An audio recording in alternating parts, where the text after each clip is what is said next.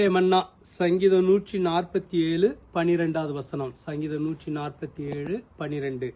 எருசலேமே கர்த்தரை ஸ்தோத்திரி, சீயோனே உன் தேவனை துதி. கர்த்தரை ஸ்தோத்திரி, உன் தேவனை துதி.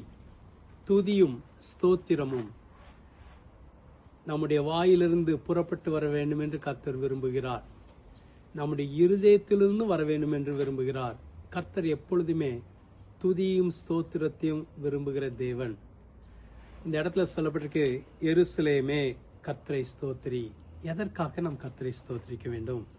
எதற்காக நாம் கர்த்தரை துதிக்க வேண்டும்? கர்த்தரை துதிப்பது என்பது நம்மளை தாழ்த்தி அவரை உயர்த்துவது. கர்த்தரை ஸ்தோத்தரிப்பது என்பது எல்லாவற்றுக்கும் நன்றி செலுத்துவது. தாவீது சொல்லுகிறார், கர்த்தரை நான் எக்காலத்திலும் ஸ்தோத்தரிப்பேன். எல்லாவற்றுக்கும் அவருக்கு நன்றி செலுத்துவேன். எல்லாவற்றுக்கும் அவரை உயர்த்துவேன், அவரை வாழ்த்துவேன், அவரை போற்றுவேன். கர்த்தரை ஸ்தோத்தரிப்பதே நலம் என்று பைபிள்ல சொல்லப்பட்டிருக்கிறது. இன்னைக்கு ஆண்டவர் உங்க வாயிலிருந்து, உங்க இருதயத்திலிருந்து துதி ஸ்தோத்திரத்தை எதிர்பார்க்கிறார். கர்த்தரை நம்முடைய தேவனாய் கர்த்தரை உயர்த்த நம்முடைய வாழ்க்கையில் அவருடைய கிருபை பெருகும்.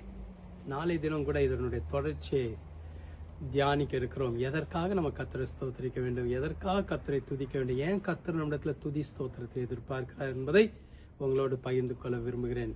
ஜெபிக்கலாமா? எங்களை அதிகமாய் நேசிக்கிற நல்ல ஆண்டவரே, எல்லா நேரத்திலும் எல்லா காலத்திலும் எல்லாவற்றுக்கும் ஸ்தோத்திரிக்க கிருபை தாரும்.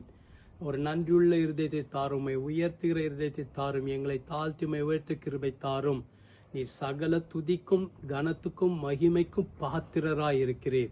கர்த்தர் நல்லவர், அவருடைய கிருபை என்றும் உள்ளது என்று நாங்கள் எப்பொழுதும் துதித்து ஸ்தோத்திரிக்க கிருபை தாரும். பிள்ளைகளை ஆசீர்வதியும் ஒரு துதியின் ஆடை எங்களுக்கு தாரும். துதிக்கிற இருதயத்தை தாரும். ஆசீர்வதியும் வழிநடத்தும். இயேசுவின் மூலம் ஜெபிக்கிறோம் பிதாவே, ஆமென்.